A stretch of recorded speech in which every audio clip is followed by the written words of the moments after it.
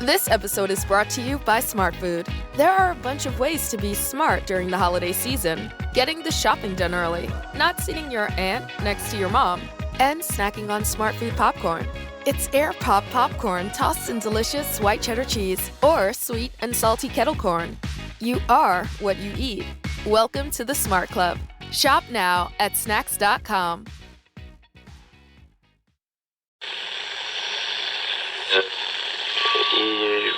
Empire.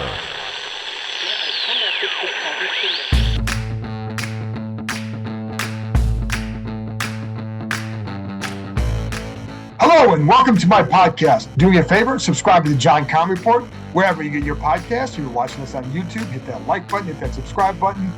If you want to find us there, it's part of Empire Media, A-M-P-I-R-E. Always, always, always much appreciated when you tune in. I hope you know that by now.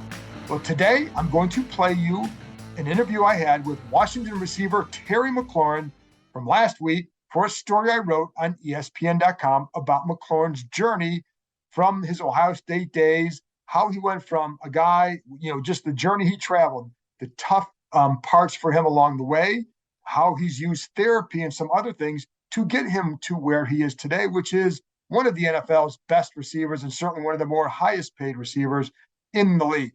So you can pay attention. I hope you went and read that story on ESPN.com, but I'm going to play you the full interview. It's about 11 minutes long. I'm going to talk to you for a few minutes about a few things before we get to that interview. So stick around, but I will play that in a few minutes. Well, before I get there, let's go over a couple of news and notes from out at the Commanders facility. First of all, Taylor Heinicke will continue to start at quarterback as Carson Wentz has yet to be activated to practice. Now, when we were out at the facility today, Wentz was not out on the practice field. He had worked out on the field earlier in the day with trainers. When we saw them, they were in the bubble. It was a later practice. They gave him, basically, you went to a later practice on Wednesday, give him time to rest up from the Monday night game, and then you got to travel down to Houston. Important to get that rest right now. So that's why they had a later practice. Wentz did work out earlier. He has been cleared to throw, but he has not been cleared to practice. So therefore, Ron Rivera said he's going to stick with Heinicke for another week. I don't know that it would have mattered if Wentz had been able to practice, if Rivera would have made a different decision. So I don't know that I'll be honest. What I would say is that if Wentz were ready, that he would have stuck with Heinicke. It's 3-1 and coming off a huge win, and the teammates love him. I just think it'd be hard to go back to him right now. Not that it was all Wentz's fault. I just think that you got something is working right now for this team. So are you going to disrupt that? Anyway, Rivera doesn't have to make that decision now. So you give Heinicke's going to get the ball for another game on Sunday. You go out there and you keep winning, then he'll probably keep it. If you go down there, the offense doesn't look good, you struggle and you win, or if you struggle and you lose, then you go back. Then I could see him going back to Wentz at that point. But for now, it's Heinicke's job, and there you go. I'm going to get to more about Heinicke in a minute, so stick around for that as well. But let's go to Chase Young. Chase Young, the key for Young, he did not, because today was really Wednesday was really a glorified walkthrough, there was no practice for Young. I mean, he went through the walkthrough, but that is not going to tell you anything.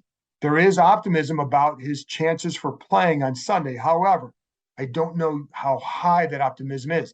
If he gets through this week, Thursday and Friday practices in particular, then there's and not just gets through it, but he shows the confidence in the knee that they want to see, then we may see him on Sunday on a limited snap count. I don't know yet if that's going to happen. I would expect him to be activated soon, whether it's this week or next. And even if he is activated this week or placed in the 53-man roster, it doesn't mean that he's necessarily going to play.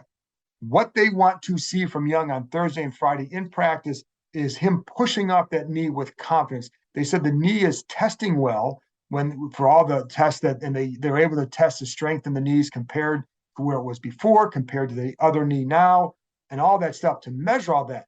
It's all testing very well, but he's got to get to the point where he's confident putting his weight, pushing off it against a bigger guy or a guy that's his size. That's what he's going to have to do in a game. So until they see that, him pushing off that confidence, they're not going to put him on the field. They say the knee is good. It's just a mental hurdle that he has to go through. So that's where he's at right now. Cole Holcomb, linebacker, did not practice, did not participate in the walkthrough. So don't know yet his status. I think there's a little bit of a surprise at how long the foot injury has taken to heal.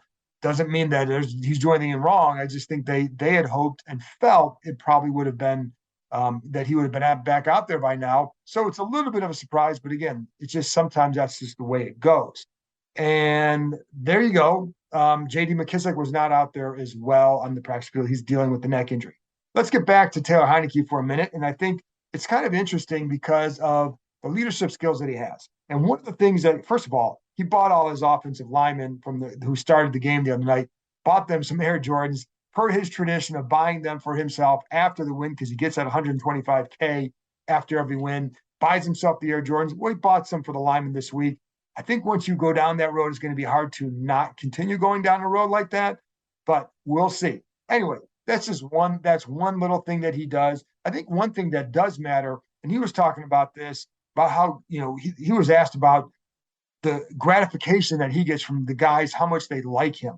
And one of the things he said is when there's an hour or two break and they're in the locker room, that he makes it a point to talk to a lot of different groups.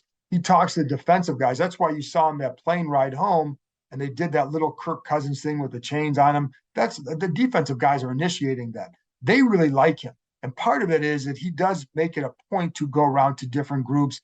Not a lot of guys do that.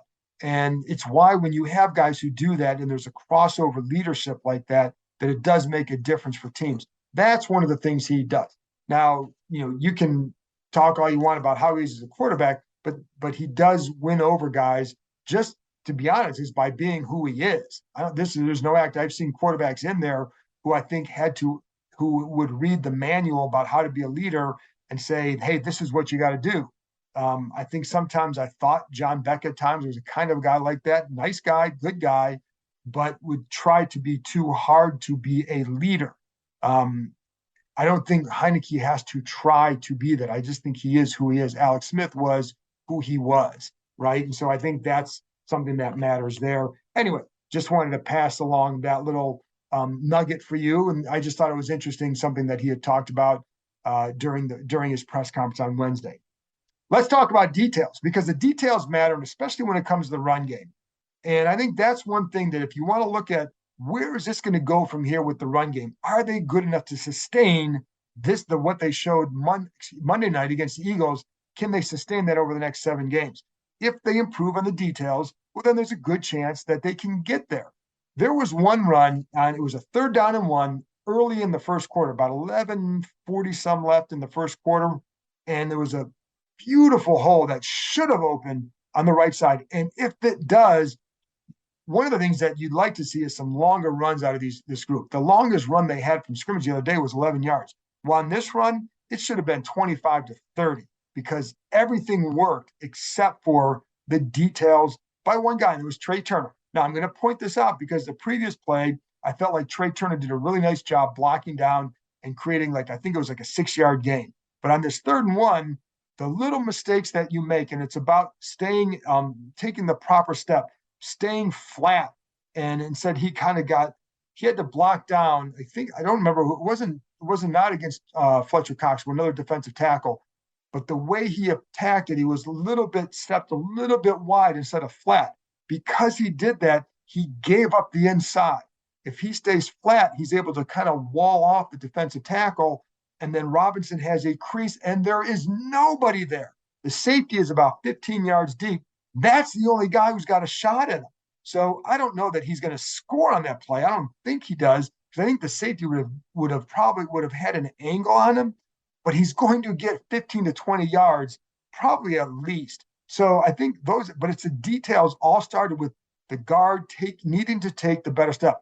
And I know some people are going to sit there and I'm not saying that Trey Turner had a bad game with that. It's one play, but it's one play that's an example of a play that could have been a much bigger play. And when you get those little details. Now for Turner, I think one of the things you can look at, the guy's a veteran. He's played better since he came back than he was early in the year. So as the more he plays, does he kind of get back to those little details? Even though he's a veteran, sometimes you still need to get shake. He shouldn't have a lot of rust at this point, but sometimes you just need to be reminded of some things, even during games, how important those little details are. And that's one. Then some of the other stuff too, you'd hear some of the tight end blocking I thought was pretty good. John Bates had a really good game at times, even against Fletcher Cox when he had to go up against him. But there's sometimes they run like a little slice, what's called a slice block, where it's just the tight end coming back across the formation. You'll see like a Curtis Samuel on a jet sweep going one, jet action going one way, tight end blocking back in the other. And it's just a matter of, are you taking an arc block, kind of arcing around, or are you taking a flat path to that? And there's sometimes with, like, for example, with a Bates or something like that, that you've got to be flatter on that block to then create a better cutback lane or a crease on that side. Those are little things that if you continue to get better there, then you can continue to get better as a run team overall and just more consistent with some of the gains you're getting. Well, they did a really good job the other day, of course, being committed to it, but and they had a lot of third and shorts, a lot of second and shorts, and that's going to kind of cut back on the yards per carry. That's fine, and you can get better there. But the point is that they can get better with it if they kind of adhere to these details and follow that. Football is such a detail-oriented game, and it can be a matter of 6 inches on a step this way, or taking a false step here, or not stepping hard enough there. All that stuff matters. That's why I pointed out, because it could be, if you're not getting it, then it's going to be cause for concern. But if you do start getting if you continue to get better at that, then it's a reason that you can have more success down the road.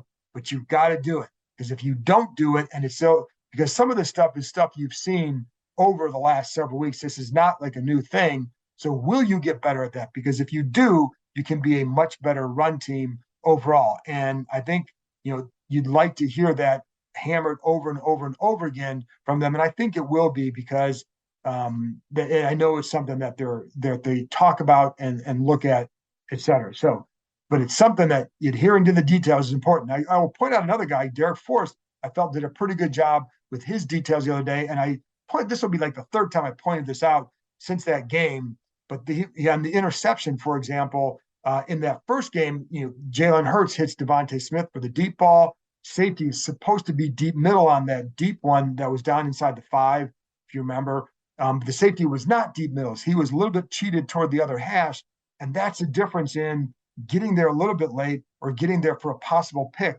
Derek Forrest, when he dropped on that one, he slid to deep middle, and he was in the right position, goes and makes the play. And then Ron Rivera brought up on the fumble recovery that Forrest had. And it wasn't so much that he makes this great play, because they did have the long catch on that one. Quez Watkins did catch the ball, and Benjamin St. Juste got beat on that play. But what Rivera liked about Forrest on that play was a 2-deep safety look, and he was on the left side. The number 2, the inside receiver on that side, when he runs the crossing route, it signals to Forrest to get deep. And he saw it, and he gets deep. Might be a little play, but it's for them, it was showed the sign of growth that he instinctively knew. Now when you do that, now you got to get the depth, and he did. So when the fumble happened, he was in position to be back there, et cetera. So, but those details, this is football. The reason I love this sport is that it's a very detailed game, and every step matters. The last one I want to talk about too is Terry McLaurin. And Pete Haley from NBC Sports Washington brought up some questions in the press conference I thought were pretty good about why is McLaurin so good on slants. And I thought it led to an interesting discussion with Heineke, with Ron Rivera, and they each talked about the hands, the quickness. And when you watch him too, he does, part of the thing is you have to, and Heineke said this, you've got to honor his deep speed. And by the way, Heineke loves throwing that slant to him, because they do it a lot. And the dig and the slant, the dig is the number one route Heineke likes throwing to McLaurin, but then the slant is next. And what you see with Heineke is, with McLaurin, what they did well on the slants of the day is where they aligned him. They aligned him inside. So they got him off Darius Slay a couple times for 2 of the 3 slants, and they got him against a different corner. And I think it makes a difference. They have to honor his deep speed. And so he knows that. So he's going to charge hard at it, and he's going to cut right back inside. It's just the quickness of the cut and the acceleration that he has with it, and then catching the ball out front, it certainly adds up. Those are reasons why they're. And then, you know what else I liked about his game the other night? And I'm going to end on this one so we can get to my conversation with McLaurin in one second, or maybe about 30. But on that deep ball to Slay, against Slay, And what I like with that, Slay was playing press man. But one thing that McLaurin knows is that Slay is going to be a patient off the line. So you need to attack him right away. And you go back and watch it play. And the thing, he doesn't hesitate. He doesn't throw some move off the line. He knows you got to go now. So there was a slight boom and go. And it was not anything. It was not just a straight run. It was a very quick attempt to maybe sell a different route, but it was very quick. So he attacked it right away because he knows against Slay, that's what he has to do. And that's why he gets open down the field. And it's why Slay was racing behind him the whole time, because you saw him get off balance right away. Because I think it's almost like McLaurin threw a little bit of a quick punch that Slay wasn't quite ready for, and that's why. But you see that stuff with McLaurin coming off the line, but it's plays like that why you have to, if you're even 2 or 3 yards off, you better honor that slant, because if not, he's going to take you deep at some point. So there you go. That's all I have for you for now. So I wanted to play this because I did think it was a good interview. So let's get to my interview with Washington receiver Terry McLaurin. Do you have a favorite story about yourself that shows that competitiveness? I think it's really just the story that I told a few weeks ago about when I was playing Scrabble with a family friend and my sister, and I had 3 letters like a K, a Z, a Y, and an X, and I'm sitting there for like 15 minutes trying to figure out what word I can make out of that. And I just think my competitive nature really just comes from really the way I was raised, honestly, just not taking like no for an answer. And I think, what does that mean? How so? I think from myself, like, I know I could walk away from a situation and it doesn't work out knowing that I put my all into it. But if there's certain situations where I feel like I could have did more, or I feel like you just don't want to have regret. And I've always gone into any situation, any competitive situation, any job, any classroom, whatever, and try to give it my all, because I could walk away knowing that I gave my best versus you didn't. So I think when it comes to my competitiveness, I really hate losing more than I like winning. I know it's very cliche, but I think a lot of the guys who have been around me would possibly say the same. A lot of my friends, when we're playing video games, like I want to win every single game. You know what I mean? And I just think it's a mindset. Do you get annoying? Do you throw tantrums? Nah, I can't imagine you throwing tantrums. Nah, I don't really. I don't throw tantrums. Okay. I don't throw tantrums. How do you react when you lose? I just get really frustrated, but like I get in a real analytical mode. So I'll go into like, dang, what could I did better? I start thinking of like football. I start thinking about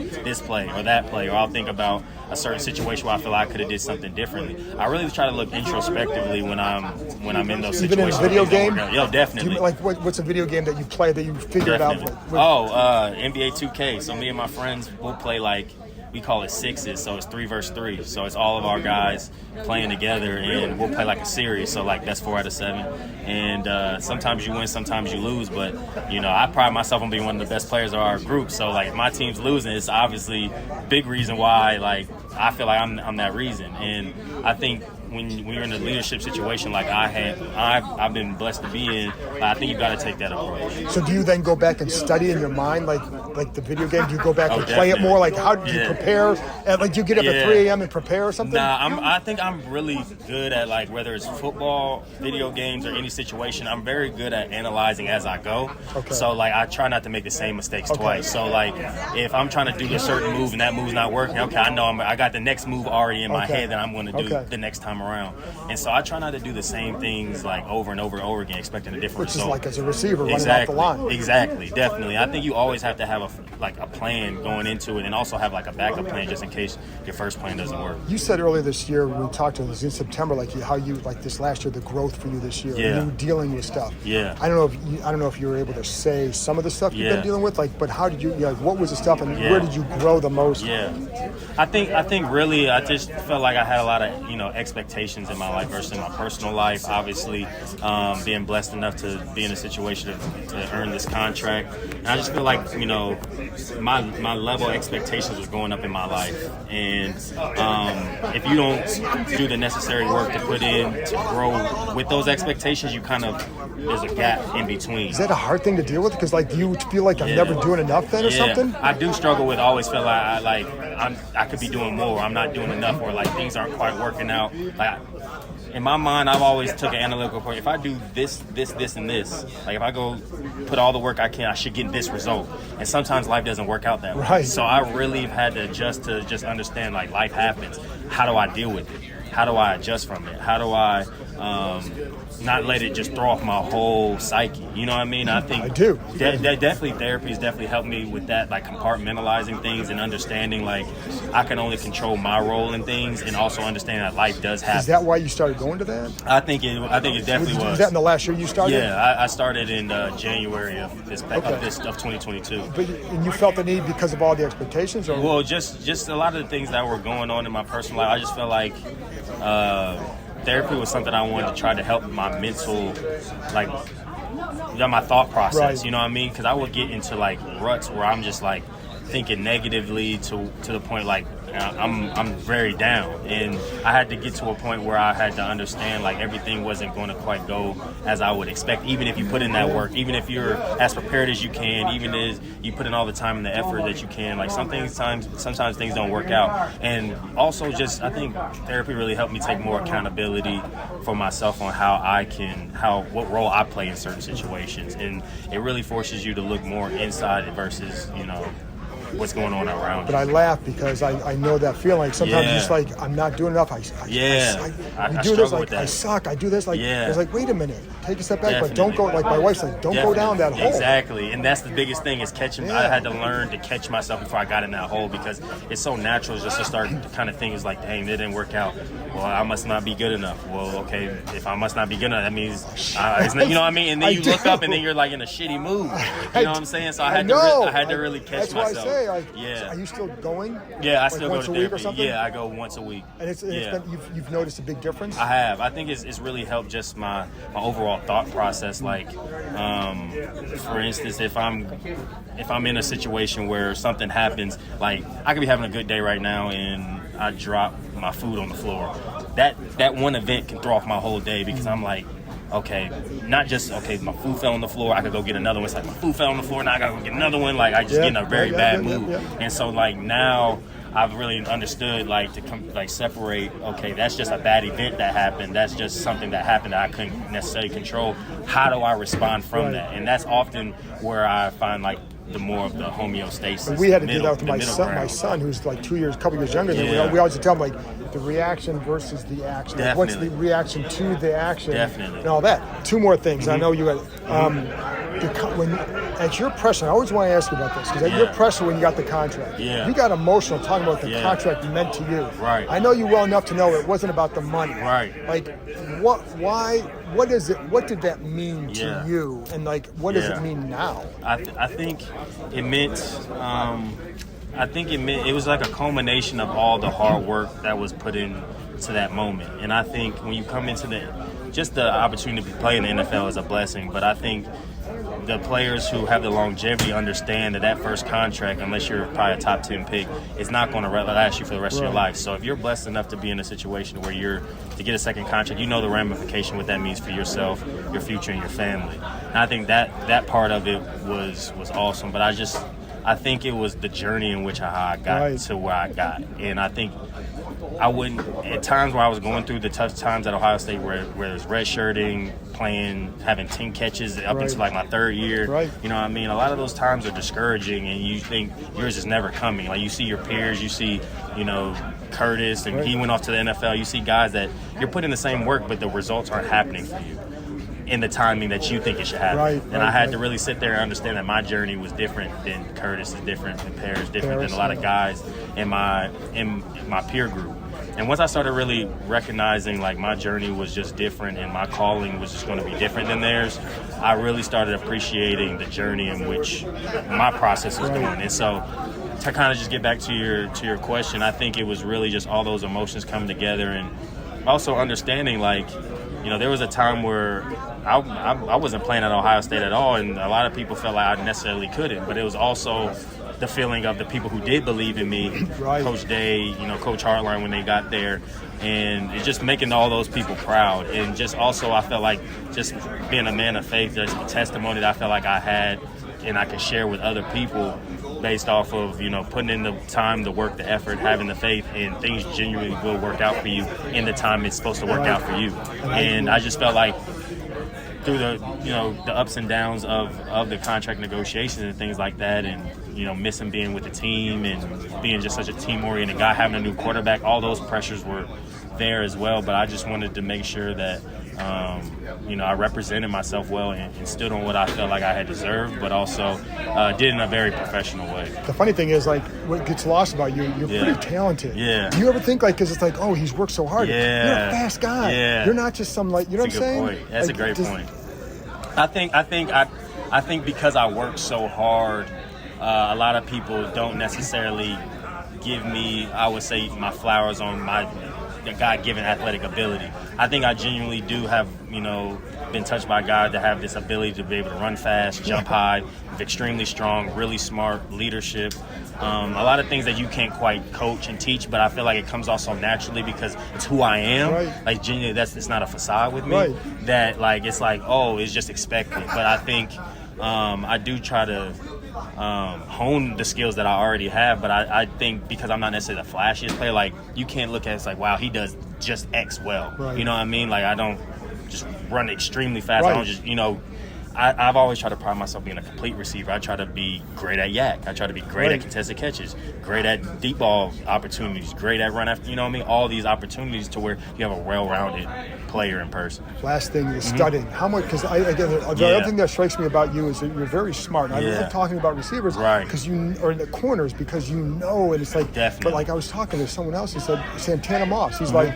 He knows not just the corners, but he knows the line. He knows the linebackers. Right. But how much work do you put into that? Into Yeah. just studying, like in watching the film? Do you do Definitely. more? Does it come easy to you? Yeah. Do you do a lot of it? Yeah. How much? It comes pretty easy to me, honestly, and I try to, when I study, I try to study effectively. Like, I won't watch a whole game, you know what I mean? I'll start watching the cut-ups of each of the corners, their press versus their off releases, and then I'll look at, we have broke down, like, how do they play in third down, how they play in first and second down, and I think it kind of gives me an overall picture of how that defense plays and how my matchup plays, and I think I'm really delivering what I'm looking for. So I think a lot of times you can get lost in film, you don't really know what you're looking at or what you're looking for, so you look up in an hour, it's like, okay, what did I really watch, what did I take away? And so the first things I'm looking for is how corner plays press man. Like, how does he play?